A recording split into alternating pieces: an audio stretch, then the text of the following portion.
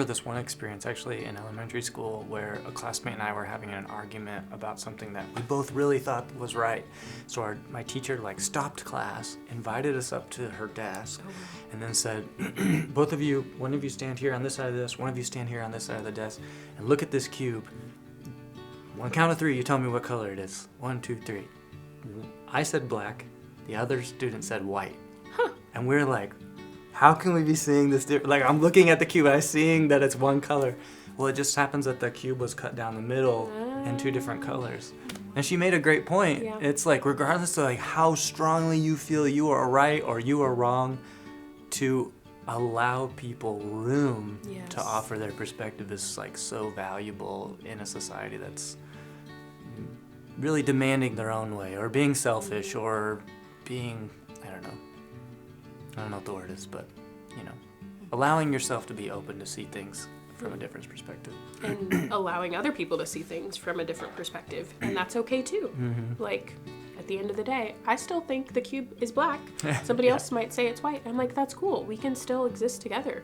I think it's kind of weird terminology sometimes. We talk about safe space and safe communities and things like that, but it's, I don't know, I guess for me safe space doesn't really define a physical building, but yeah, it's definitely in those interactions and those different cultivating relationships that we have.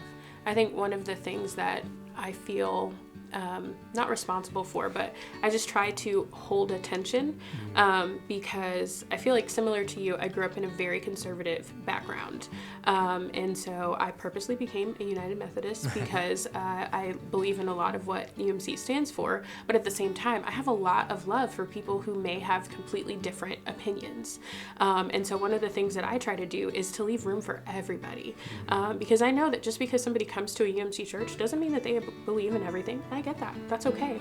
But I think making sure that everybody feels welcome, and I think that's one of the things that Pastor Adam does too, is saying, here's what I believe. You may completely disagree, and you're all welcome here. And I think that's great. But sometimes that's really hard because people have really strong opinions about really important topics. But if we can't all exist in the same space, I feel that's a problem. So I try to make sure I at least am a safe person for people wherever you land. And I go, okay, that's one way to think about it. Okay, that's one way to think about it. How can we exist together? How can we love Jesus together? How can we point people to Jesus together?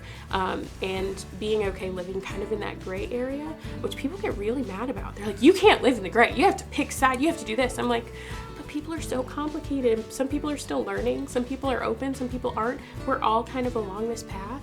And especially being a youth director, I'm like, kids are coming from every direction.